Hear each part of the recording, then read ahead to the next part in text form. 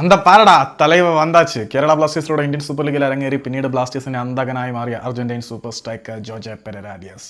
അതിനെക്കുറിച്ച് പറയാനാണെങ്കിൽ കേരള ബ്ലാസ്റ്റേഴ്സിന്റെ അധികൃതരുടെ ഭാഗത്തു നിന്നും പൊറുക്കാൻ പറ്റാത്ത ഒരു ചതി അങ്ങേരേറ്റ് വാങ്ങി. പിന്നെ ഒരു പ്രമുഖ കമന്റേറ്ററുടെ ദുഷ്പ്രചരണം കാരണം കേരള ബ്ലാസ്റ്റേഴ്സിൻ്റെ കുറേ ആരാധകർ തെറ്റിദ്ധരിച്ച് അയാളെ ഒരുപാട് തെറി വിളിക്കുകയും കാര്യങ്ങളൊക്കെ ചെയ്തിട്ടുണ്ടായിരുന്നു. കേരള ബ്ലാസ്റ്റേഴ്സ് എന്ന ക്ലബിനോടും ബാഡ്ജിനോടും ആരാധകരോടും ഒരുപാട് കമ്മിറ്റ്മെൻറ്റ് കാണിച്ചിട്ട് പോലും ഈ ആരാധകരിൽ ഒരു വിഭാഗത്തിൻ്റെ കൊടും തെറിവിളിയിലും അയാളുടെ ഫാമിലിയെക്കുറിച്ചും വൈഫിനെക്കുറിച്ചൊക്കെ പറഞ്ഞതിനെ തുടർന്ന് അത്യാവശ്യം നല്ല രീതിയിൽ വെറുപ്പ് ആയി മാറിയ ഒരു താരമാണ് ജോർജ് പെരേര ഡയസ്. പിന്നീട് അദ്ദേഹം ബ്ലാസ്റ്റേഴ്സിനെ കിട്ടുമ്പോഴെല്ലാം പഞ്ഞിക്കിടാൻ മാക്സിമം ശ്രമിക്കുമായിരുന്നു. ബ്ലാസ്റ്റേഴ്സിൻ്റെ ബദ്ധവൈരികളായ ബംഗളൂരുവിൻ്റെ തട്ടകത്തിൽ ചേക്കേറി മുംബൈ സിറ്റിക്ക് വേണ്ടി കളിച്ചു. മറ്റേത് ടീമിനെതിരെ ഗോളടിച്ചാലും ആഘോഷത്തിലൊരു മയം കാണിക്കുന്ന ജോർജ് പെരേര ഡയസ് ബ്ലാസ്റ്റേഴ്സിനെതിരെ ഗോളടിച്ചാൽ ഒരു മയം കാണിക്കാത്തതിൻ്റെ കാരണം ന്യായം അദ്ദേഹത്തിൻ്റെ പക്ഷത്തായതുകൊണ്ട് തന്നെയാണ്.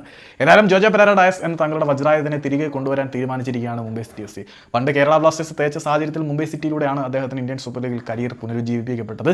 അതേ മുംബൈ സിറ്റി തന്നെ ഈ ജോർജ് പെരേര ഡയസിനെ തിരികെ കൊണ്ടുവരുമ്പോൾ വീണ്ടും കാണാം 40,000-ലധികം കാണികളുടെ കണ്ഠങ്ങൾ ഒരു നിമിഷം കൊണ്ട് നിശബ്ദമാക്കുന്നതിൻ്റെ ലഹരി ആവോളം അനുഭവിച്ച് ജോർജ് പെരേര ഡയസ് എന്ന അസുരൻ്റെ താണ്ഡവം.